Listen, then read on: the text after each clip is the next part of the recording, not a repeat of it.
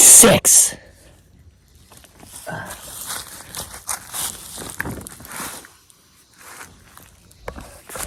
What's up, everybody?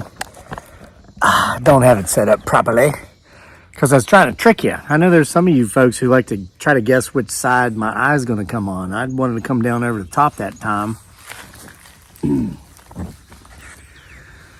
Welcome back to the greatest homesteading channel on the planet that has absolutely nothing to do with homesteading off the grid. All right, so get my 6. That means watch behind me. You never know who or what may or may not show up during the recordings of these videos. So, just had some life stuff to talk about today. Want to give you some advice. Now, this is it's so crazy because when I come out here and talk about this stuff, I'm pretty much preaching to the choir because I know that 74% of my viewers are my age or older. I'm a little long-winded for Gen Zers and millennials. They don't quite have the attention span to listen to what I have to say. It's unfortunate. Maybe not. But I read something many, many years ago. It says he or she who can kind of influence or motivate the next generation rules the future. I've never been able to do that. And I wish I could, because there's a lot of advice. There's some advice that I'm going to give in this video that I wish I had taken 20 years before I did, 20 years sooner. I've got to hydrate. And listen, these little Stanley thermoses are awesome. See that? I've had this thing for years. I'll put the link to this in the description box below if I can remember. On Amazon. They keep your hots and your colds colds. I'm drinking Gatorade right now because it's still 90 degrees as of this recording. Today it was 97 where I live in Central Virginia with the heat index of 104. It's terrible. Ugh, so hot. How hot was it? Listen, it was so hot. Like after my morning run, so I got up and ran 5 miles this morning before it got too hot. It was still hot though, and I was so sweaty that I sat on the toilet and hydroplaned off the toilet straight into the bathtub. That's how hot it is. It is so hot. Listen, you got to remember to hydrate, particularly out of your little Stanley thermos here, link of which is in the description box below. Remember to hydrate and stay in the freaking house between 11 a.m. and November 1st. I mean, that's how hot it is out here. And yeah, I keep looking around because we're not alone in this forest. I'm hearing something. So you get my 6, and I'm going to get to it, all right? So I see a lot of reels and shorts on Facebook and YouTube when I get on. And there's a lot of these life coaches, a lot of money people, like Dave Ramsey. Many of you probably follow him. And of course, I'm served this stuff because that's kind of what I'm into. Entrepreneurship, small business ownership. That's what I do as a content creator. I'm a 1099 contractor for Google, who owns YouTube, Facebook, Amazon affiliates, associate program, and then also with the self-published books and all this. But so I've always been interested in business, and so I'm always listening to these when they pop up. I'm like, I'll give this guy 20 seconds. I'll give this guy 30 seconds, and I listen to it because I'm wondering, am I going to hear something that I don't already know? I'm 50 years old. I've been through booms. I've been through busts. I've never filed bankruptcy, but I've been in financial situations where I probably should have, but I just didn't because it's maybe even it's false pride. But my attitude was, I borrowed the money. I need to pay it back. I can't just say screw you to all my creditors because they helped me when I was in a time of need. So as uncomfortable as it was at times, I made sure to pay it back, and it took longer than I would have preferred it to at times. But now, we're in the black, we're established, we're doing very well. And so I listen to these things and I think, is there anything there that that I don't already know about? And I heard a guy talking today about this, and it reminded me of the main story I'm going to tell you. This is pretty much a story about my favorite college professor. His name was Ralph. What was his name? Liked him so much, can't remember his name. No, it was Ralph Bane.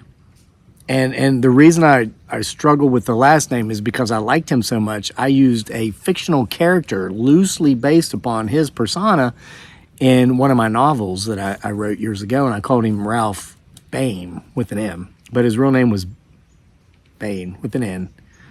Or maybe it was a M. It was one of the two. But he was a science teacher in college that I had for multiple courses because I majored in science education. I was going to be a science teacher. Did that for 6 months, actually, after the war, and realized I didn't want to be broke and poor my whole life. So pursued other endeavors, which I actually pursued my passion, writing, storytelling, even though that didn't even end up the way I thought it would. I thought, I'd write all these books and I'll be famous and blah, blah, blah. Sold a few, but basically I'm an oral storyteller. It's the oral tradition. Social media, this thing called social media came out. Didn't even know what it was 20 years ago. And now, because of it, well, Margaret, here we are. So I saw this guy today, a reel, and somebody was interviewing him. This guy was a millionaire, and he was claiming that he was going to be a billionaire within the next 2 years because his company is very successful, and he's on track to hit $1 billion net worth within the next 2 years. So this guy interviewing him said, "What's the secret? What's the key? What is it that you wish everybody knew? What is it that if everybody knew they could get to where you are?" And he said, basically, listen, we all have the same 24 hours in a day. He said, Elon Musk, who currently, as of this recording, is the world's richest man, has the same 24 hours that you and I do. He just chooses to use them differently. So that's one thing. Number two, he said, self-made millionaires. Now, this isn't trust fund babies. There's a difference. I mean, if you're born into money, hey, that's great. But if you have to create your own, like people like myself have done, and others, many of you watching, and most of the folks I know, most of the millionaires I'm friends with are self-made. They're like me. They came from humble beginnings. And I think that's why we get along, because you keep that humility. You remember where you came from, and so you have a tendency not to think that you're something you're not. And because you can go back to that place at any time. You make a bad investment, you make the wrong business decisions, and I've been there. And I'm going to say this because this is another point I'm going to make later in the video about my most valuable asset. The greatest thing I've ever done for my marriage, because I have a great marriage, and most of you are familiar with my wife dearly, aka Giggly Girl. The number one best thing I ever did with my marriage was involve my wife in all decisions. The worst thing I've ever done in business is involve my wife in all decisions. Yeah, it's true. And we went out of business back in 2017, 2018, and almost had to sell our house. Almost had to move back to the Philippines because we couldn't afford to live in the U.S. And this is because I was reluctant to make a certain business decision I knew I needed to make because my wife disagreed with the decision. Well, here's the deal. She's a wonderful mother. She's a wonderful wife. She's a wonderful cook, as you all know. She's great at everything she does except business. She's not a business person. She doesn't have a business mindset. She won't take the time to sit down and write out a budget. I'm the guy in charge of our household budget. Now, she enforces it, but she's intellectually lazy. And I'm just saying it like it is. And so she won't study charts. She won't look at past performance. She won't look at revenue trends. She won't try to figure out the algorithms, which is you live and die by the algorithms on social media. But because I love her and she's my life's partner, I would always include her in business decisions, and that was stupid. And I stopped doing that a few years ago. Yeah, 2 or 3 years ago. And I told her, I said, I'm no longer going to involve you in all business decisions because I've got the business mindset and you don't. And she says, you know what? I don't care. You're right. She's like, shit, we almost lost the farm back in 2018 because of my stubbornness. And things changed with what we were doing. The algorithms changed. And I was like, listen, we need to make a change. She's like, no, just wait. It'll come back. No, just wait. It'll come back. And I've talked about a book before, and she finally read it. And after she read this book, she agreed that she will no longer be involved with the business decisions. The book is called Who Moved My Cheese? If you've never read that, you need to read it. It's basically a story about a couple of mice who are in a maze. They keep giving them cheese every day in the same spot. But then they finally decide to move the cheese to somewhere else. The one mouse who resists change and refuses to change eventually starves to death. But the other mouse, after a couple of days, realizes, the cheese ain't here anymore. I need to go where that cheese is. I got to find it. That mouse survives. And that's what it's like in business. It's always changing. So you might be good at something. You might have had success at something in the past, but that doesn't mean that that's always going to be there for you to be successful with in the present and the future. You've got to be flexible and you've got to be willing to change. Okay? Otherwise, you will go the way of the dinosaurs. You will become extinct.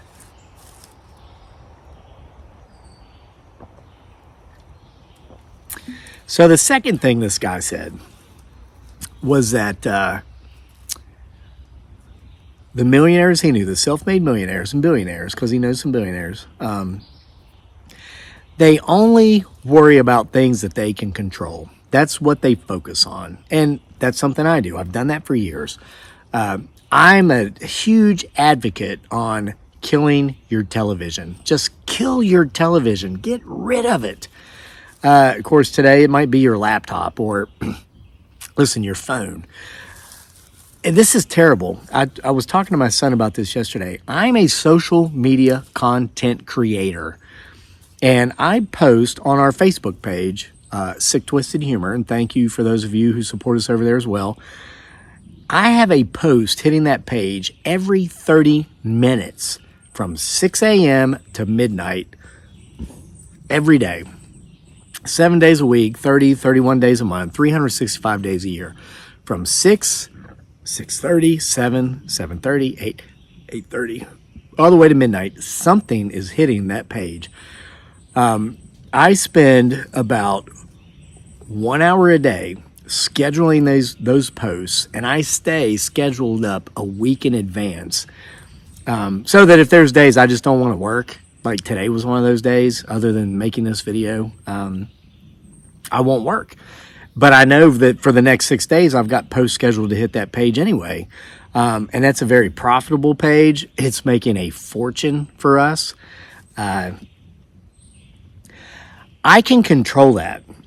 What I can't control is what's going on in Israel between the Israelis and the Palestinians, Hamas, the terrorist network that the Palestinians harbored for 20 some years, allowing them to gain strength to attack Israel. I can't control what's going on with, Russia and their illegal war with Ukraine. And again, I want to give a shout out to Alexander Usyk, the newest heavyweight champion of the world. He beat Tyson Fury a few weeks ago. He's a Ukrainian, proud Ukrainian. That gave hope to those people who really needed it. I can't control that. So if I watch that on my internet, on my television or my laptop, and I just absorb that and I get these negative emotions, that just hamstrings me for my day and for my pursuit towards my success, which is what allows me to provide an amazing life for my wife and our son and myself. So I don't waste my time with it. And that's what the guy was saying on the reel. Neither do other self-made millionaires and self-made billionaires, because they know they can't control it. Now, what can they control? Their time. And I go back to, the guy said Elon Musk has the same 24 hours in a day that we do. The difference is how he chooses to use it versus how we choose to use ours. And this brings me now to my college professor, Ralph Bane. It's Bane with an N.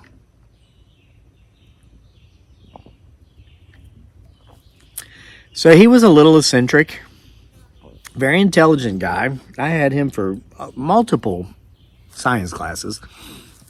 But I remember he would give this spiel on the first day of class every semester. I probably had this guy for like 6 semesters. I mean, I had him for years.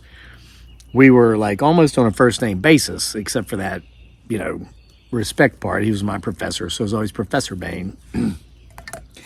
But he would give this spiel where he would say, and he'd start out like this. He said, this was his theory, and now that I'm 50, I completely agree with him. He had a theory that college students should be drugged to where their sex drive would just become obsolete. Now, if you think back on the military, the Army, they used to put saltpeter on the food. Or, of course, that's like an urban legend. And that was like a substance that you eat it, and it basically lowered your libido. It made it to where you just didn't have a sex drive. So that way people, the soldiers in training, weren't thinking about that.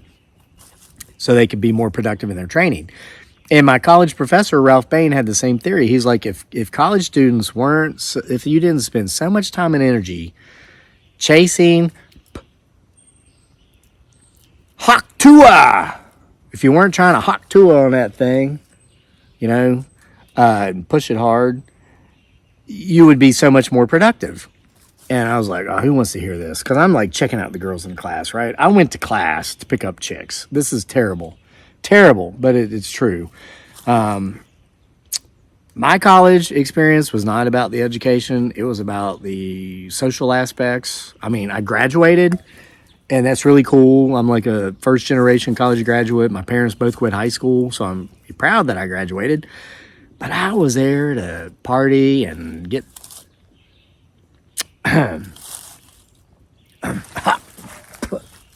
Tua. So anyway, and then he says there's no reason why nobody in this class could not get a 4.0. He says, you're always talking about time. I will help you manage your time. He says, if you come to me, I will personally spend my time with you to come up with a daily schedule where you will be able to maximize the utilization of your time to get a 4.0 GPA, graduate in 4 years, and be successful in life if you stick with this plan. I was like, well, that's pretty neat. So after hearing this spiel for a couple semesters, I finally went up to him. I says, hey, Professor Bane, will you help me with that thing, plan my day and all that? Because I was like failing every other class, usually because I just didn't go. I would get kicked out for excessive absences and be given an F. And that happened because basically I would go to class when there was a test and I would get an A. And the professors didn't like that I just showed up on test day and got an A. They were so many narcissists teaching college. No? I guess it was a blow to their ego that me, show up and get A's on the test without coming to listen to their all-important lectures. Jesus Christ. Well, whatever. Almost used Lord's name in vain, just thinking about it. But anyway, so he gets with me and he pulls out this piece of paper and he says, okay, what time's your first class? I was like, 9 a.m. He goes, okay, so you wake up at 6 a.m. I'm like, whoa, wait a minute, Doc. I get up at 8 because I don't have class till 9. He goes, yeah, I know. So you need to get up at 6. I'm like, what the hell am I going to get up at 6? He's like, aren't you on the track team? Aren't you on the cross-country team? I'm like, yeah. And he goes, well, shouldn't you be doing your first workout at 6 a.m.? And I'm like, dude, we have practice at 4:30 after class. He's like, no, you need to get up at 6. I'm like, nope, I'm done. Thanks for your time. That's as far as it went. But now, here I am, Margaret, 50 years old, and man, I get up at 5. And I don't need to. We had a stellar year last year. We made more money last year than any year we've ever made in our lives, and we are on pace to beat that this year. Listen, I don't want to spit numbers out there, but what I'll tell you is I made more money last year than I made the first 5 years or 6 years I made out of college, like my first 6 years out of college. Combine all that, I made more than that last year, and I spent half the year in the Philippines because we didn't want to be here when it was cold, so we went over there in the winter. And that's another subject about rocketry. I'm going to get to that in a minute too. But I get up at 5 a.m., even though I don't need to. But I do because, I do my workouts now, especially when it's 97 degrees, 104 degrees, heat index. You got to get out there and get that done early to do it safely. I'm more structured, more disciplined, and what I will tell you is this. If I had started doing this when I was 20, when I was in Professor Bane's class, I started when I was 40, and I'm 50 now. And in 10 years, I went from being a broke D-word, a broke Richard, being down and out in the Philippines with seemingly no way home, to being a self-made millionaire in 10 years. Because of how I structured my day differently and how I thought differently too.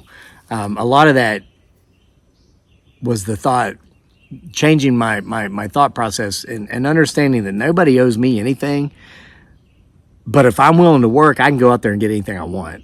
And I didn't really start to believe that until I was 40, because I read a book called Atlas Shrugged by Ayn Rand. It's 1,200 pages long. I would highly recommend you read that if you haven't. I basically started implementing the philosophy of that book, that novel, into my life, which meant getting up at 5 a.m. to get my workout in, so that I could do all these other things throughout my day, create my social media content, write the next book or the next short story in the next book collection, short story collection. Those are things we can control.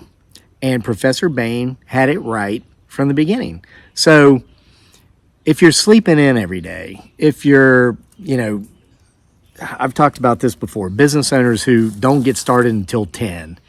So, well, I own my own business, so my time's my own.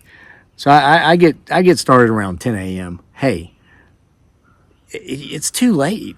The majority of the best business deals have already been completed. I was a stockbroker for 8 years. And one of my trainers said, don't waste your time even being in the office after 2 p.m. And I'm like, but the stock market doesn't close till 4 p.m. And he says, yeah, 90% of all trades on the stock market take place before 2 p.m. You can watch the futures in the mornings before the market opens. They're like that. And the longer the market's open, the more everything just kind of settles down. So you got to be a go-getter.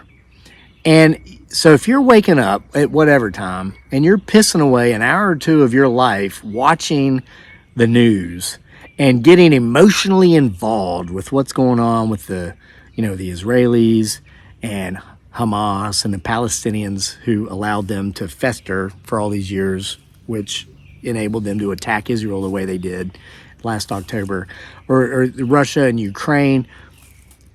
Listen, my heart goes out to those people, but I have no control over that. All I have control over is what I do in my day with my life. So I get up at 5 a.m., I work out, I exercise, I write 1,000 words at least before my wife and son even wake up, before most people even wake up to get ready to go to work. I create my content throughout the day. I'm done by noon. I'm done before noon. I'm done by 10:30 in the morning. And for many, many years, I would keep going. But in the last couple of years, I kind of haven't, because I am established and I am kind of where I want to be. And this has to do with rocketry. Listen, Professor Bane would agree with this. When a rocket takes off into outer space, it doesn't use the majority of its energy once it's up there in space. It's in orbit. It's just like hanging on to the Earth's gravity and going around that rotation. The rocket uses the most energy it will use to achieve liftoff. So the reason I'm able to pretty much be done working at 10:30 a.m.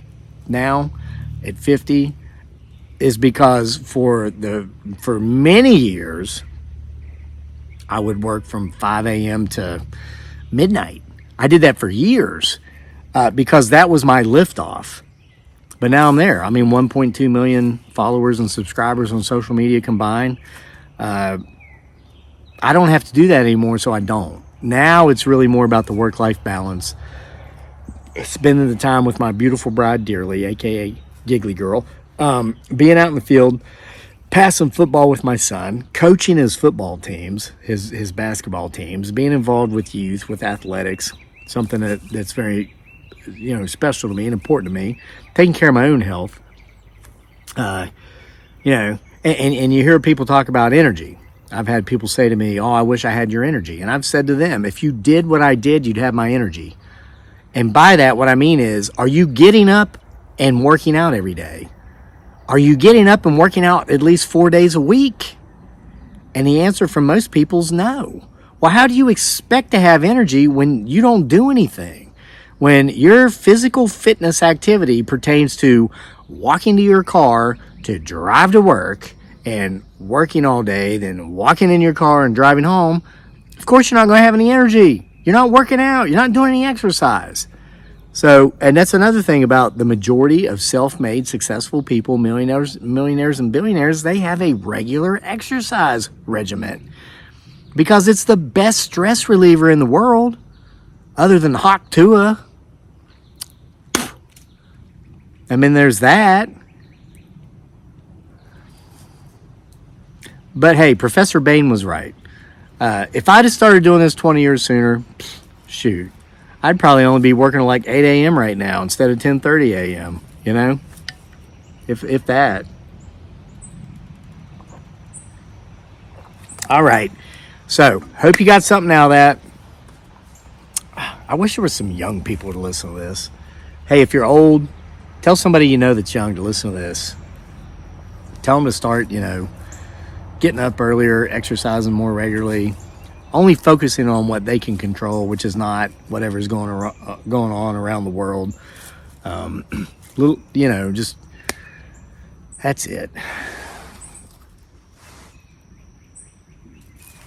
So, thanks for being with me yet again at the world's most wonderful homesteading channel on the planet that has absolutely nothing to do with homesteading.